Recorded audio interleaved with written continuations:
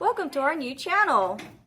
Since we are too lazy to make a trailer, we're just doing our trailer in the first video on the one and only. Okay, you've already seen the title, so no use in repeating history.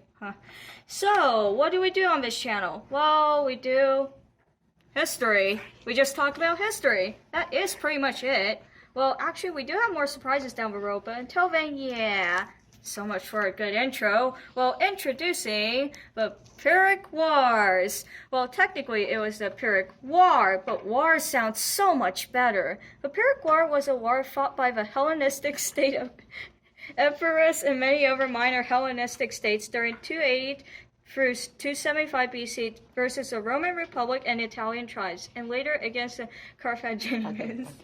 During that time period, Tarentum, a Greek city-state along the coast of Italy, was the primary power in that area. Meanwhile, a little thing called Rome was starting to assert their dominance in Italy too. The Tarentines, being the pests they were, decided to attack a Roman fleet off the coast of Italy and simultaneously sealed their fate. The Roman Republic immediately declared war on Tarentum, and because of that, these cravens decided to call some other people to drag them in. Basically, they dragged every Greek city-state into the war, including the one and only Epirus.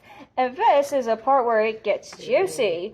You see, King Pyrrhus of Epirus had a little high opinion of himself. He was ambitious and wanted to take Sicily, you know, that little football at the end of Italy's boot. So he borrowed some money from here, ships from there, troops from here, you know, basically put himself in debt to everybody because, you know, there's no way he's gonna lose. And he set off with a united army of Greeks behind him. Now, at this moment, you might say that Pyrrhus was pretty powerful, that even the Romans couldn't stop an army that big. Well, you see, kids, this is the Roman Empire. Their only weaknesses are Asian nomadic tribes and Germans. And these Romans were not about to let the Greeks shove a victory up their butts, so they went to war.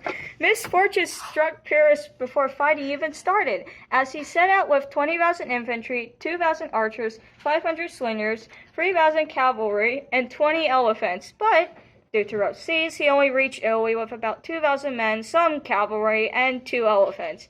After reaching Tarentum, Pyrrhus, after regrouping his forces, arrived. There, the jerks known as the Tarentines thought they could just let Pyrrhus and his men do the fighting. They were wrong. Immediately, Pyrrhus took complete control of the city and banned anything generally fun. He conscripted all of the able men in the city into his own army and forced them to go under rigorous training. And those who decided not to? Oh yeah, he killed them all. And now, introducing the first battle of the Pyrrhic War! Introducing the Battle of Heraclea. Before this battle, some important consul guy of Rome named Publius Valerius rose a huge army and marched towards Tarentum to wreck them. Pyrrhus sent some letters saying that he was helping the Tarentines and that now would be the right time to surrender. However, these are the Romans. These guys have no weaknesses except for Germans. So instead, Leonai sent a letter back saying that Pyrrhus was weak and that he should have just begged for mercy in a general sense. But that didn't work, so Pyrrhus set up camp between the cities of Pandosia and Heraclea.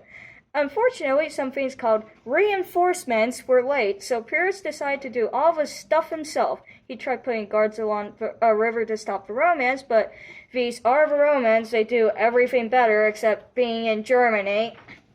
So Pyrrhus decided to go head on. After struggling for a while, Pyrrhus saw the Roman cavalry was being pushed back, so he sent his cavalry into the Roman ranks and completely routed them. So, after such a devastating defeat, Pyrrhus became famous and stuff for such a complete rout. Moving on to casualties, that is a little disputed. One source says that 15,000 Romans and 13,000 Greeks died, while another source claims that only 7,000 Romans and 4,000 Greeks died. It is also said that Pyrrhus lost some of his best troops and generals in that battle. Thus, along with such heavy losses, we bring you the type of victory defined by this war, the Pyrrhic victory, which basically means a win that brings such heavy losses to the victor that makes it seem like a loss. Soon after, Pyrrhus marched towards Rome, allying with Italian tribes along the way. He marched all the way until he was about 60 kilometers from Rome. Then he learned that the Romans wanted to send envoys to negotiate. Thinking they were here to negotiate for peace, Pyrrhus happily accepted them. Unfortunately, they were only there to negotiate for prisoner release. After more unsuccessful negotiation, Pyrrhus agreed to hand over the prisoners as long as they would bring back an envoy of his own. Oh my god. Okay, let's just ignore those last two lines. Okay. That does not exist. Sure.